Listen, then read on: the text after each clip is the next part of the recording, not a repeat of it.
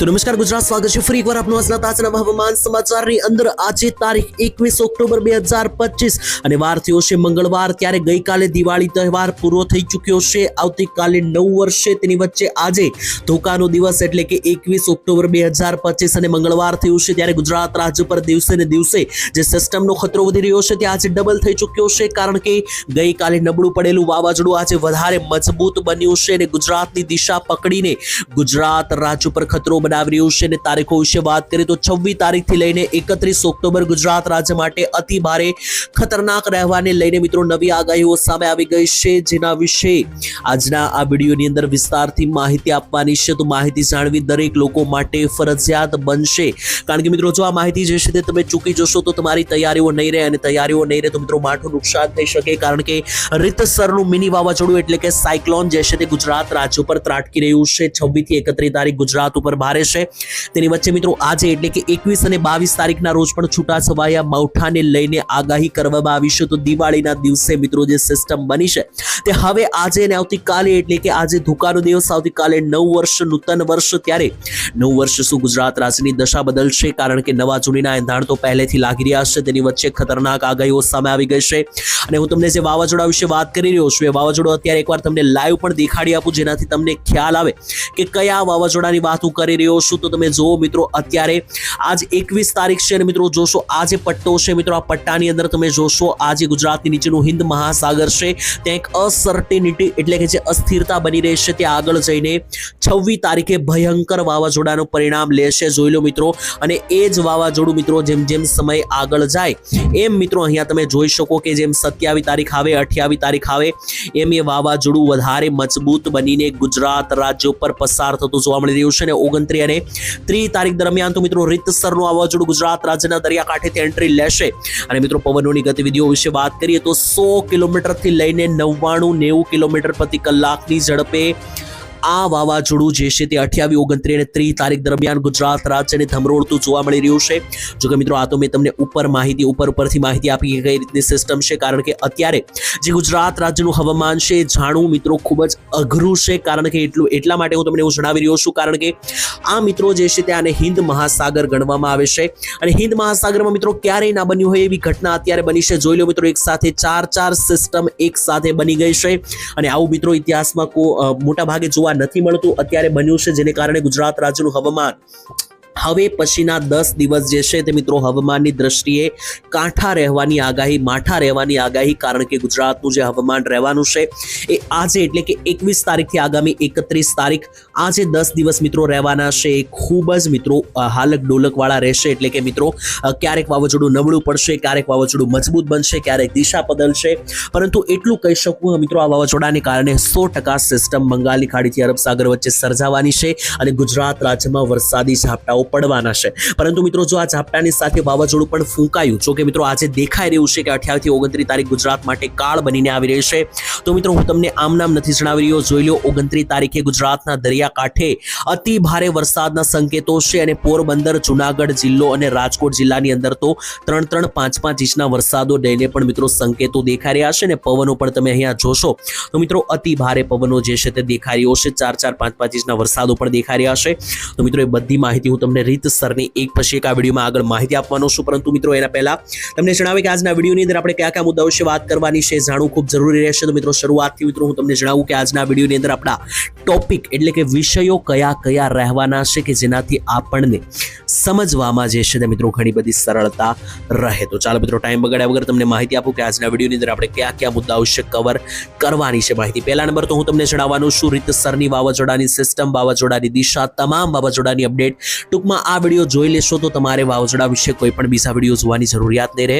બીજા પોઈન્ટ ઉપર હું તમને જણાવવાનું છું વરસાદની હાલની વાતાવરણની માહિતી, એટલે કે આજે 21 તારીખ, આવતીકાલે 22 તારીખ, આ બંને દિવસ મહત્વના, કારણ કે આજે ધોકાનો દિવસ છે એટલે કે વધારાનો પડતર દિવસ છે। આવતીકાલે 22 તારીખ હિન્દુઓનું નૂતન વર્ષ, નવું વર્ષ છે, ત્યારે આ સમયગાળા દરમિયાન 21 અને 22 તારીખ શું ખલેલ પહોંચાડશે મેઘરાજા, વરસાદની સિસ્ટમ કેવી છે, કેવો માહોલ બનશે, બધી માહિતી બીજા પોઈન્ટમાં મેળવીશું. અને ત્રીજો પોઈન્ટ આપણો સૌથી અગત્યનો રહેશે કે શું થશે આગામી 10 દિવસની અંદર 21 થી 31 તારીખ. ફરી એકવાર કહું તમને, આ 10 દિવસનું હવામાન અતિ દુર્લભ છે.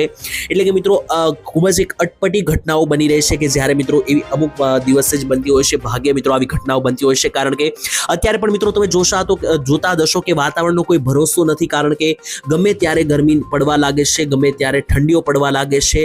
આ મિત્રો અત્યારનું હવામાન છે. કારણ કે ગુજરાતમાં વહેલી સવારે ને રાત્રે ઠંડી લાગે છે, બપોરે હદબારી ગરમી પડી રહેશે અને અમુક ભાગોમાં ઝાપટાની પણ આગાહી છે. તો મિત્રો આટલા માટે હું તમને જણાવી રહ્યો છું કે વાતાવરણને અત્યારે મિત્રો જે છે તે કઈ રીતનું સમજવું એ ખૂબ જ અઘરું છે, પરંતુ હું તમને સરળતાથી સમજાવવાની કોશિશ આ વિડીયોમાં કરીશ. તો ચાલો આગળ વધીએ. સૌથી પહેલા મિત્રો જો મેં તમને અગાઉ માહિતી આપી એ રીતે અહીંયા વાત સામે આવી રહી છે. એક અતિ દુર્લભ હવામાનની ઘટના સર્જાવાની સંભાવના છે, જેના માટે દરેક ગુજરાતીઓએ તૈયાર રહેવું પડશે. 21 થી 31 તારીખ અતિ દુર્લભ રહેવાના છે હવામાનની દ્રષ્ટિએ.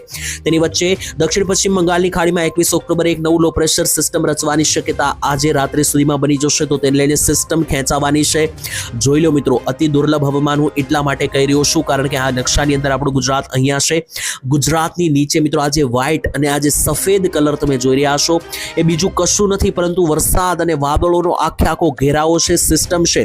અને આ એટલી ભયંકર સિસ્ટમ લગાતાર ઉપર તરફ આગળ વધી રહી છે, એટલે કે ગુજરાત તરફ. અને આ જે સિસ્ટમનો ખેલ છે એ અસલી ખેલ તમને અત્યારે નહીં પરંતુ 28, 29 અને 30 તારીખ નજીક જોવા મળવાનો છે. અને એને લઈને હવામાન જે મિત્રો વેધર ડેટાઓ છે તેમણે પોતાના અનુમાનો પણ જાહેર કર્યા છે. ઘણા બધા લોકો મિત્રો આના ઉપર ભરોસો નહીં કરે, પરંતુ આ મિત્રો કોઈ મારી ઘરની માહિતી નથી, વેધર મોડેલોનો જે ડેટા સામે આવ્યો છે આ ડેટા હું તમને અત્યારે જણાવીશ. તો મિત્રો તમારું કાળજું કંપાવનારો આ ડેટા, કારણ કે તમને ના ખ્યાલ હોય તો મિત્રો જણાવી દઈએ, આ ECMFW વેધર મોડલનો ડેટા છે.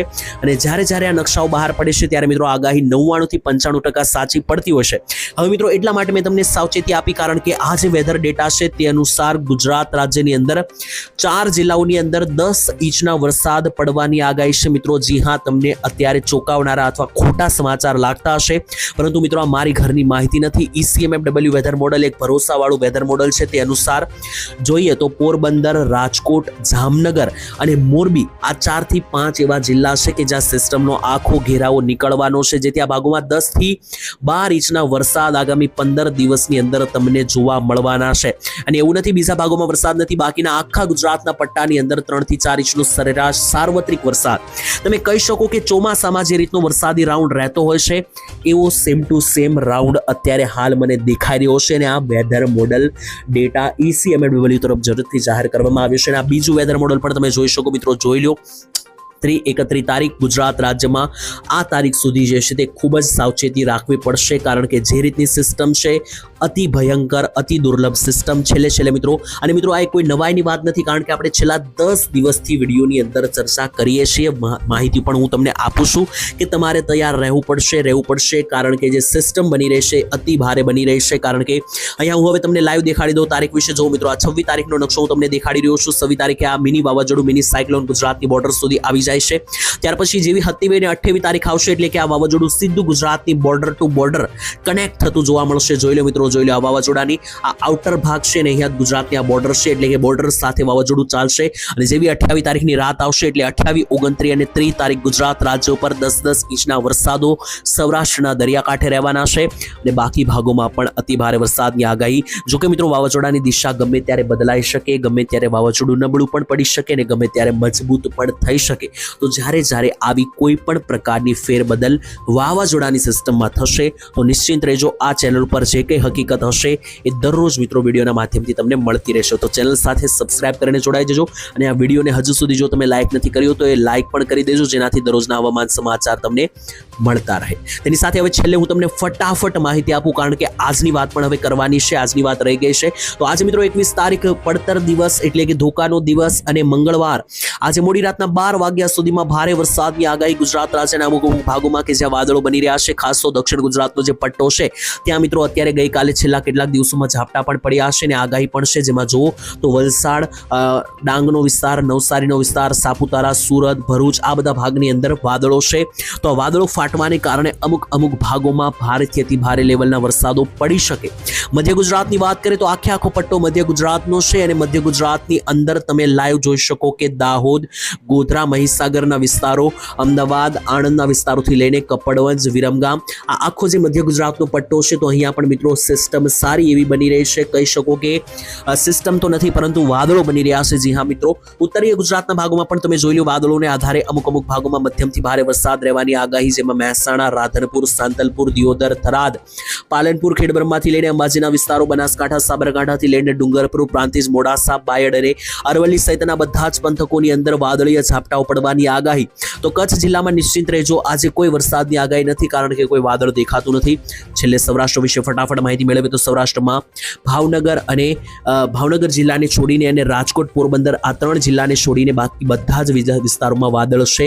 તો ભાવનગર, રાજકોટ અને પોરબંદરમાં ઝાપટાની આગાહી નથી. બાકી સૌરાષ્ટ્રના તમામ જિલ્લાઓ જેમ કે જુનાગઢ, અમરેલી, મોરબી, દ્વારકા, સુરેન્દ્રનગર, બોટાદ અને ગીર સોમનાથમાં વરસાદી ઝાપટાઓ આજે પડી શકે. તો હાલ મિત્રો આજના તમામ હવામાન સમાચાર અહીંયા પૂર્ણ કરીએ છીએ. વિડીયો પસંદ આવ્યો તો વિડીયોને લાઈક કરી દેજો, ચેનલને સબસ્ક્રાઇબ કરી દેજો.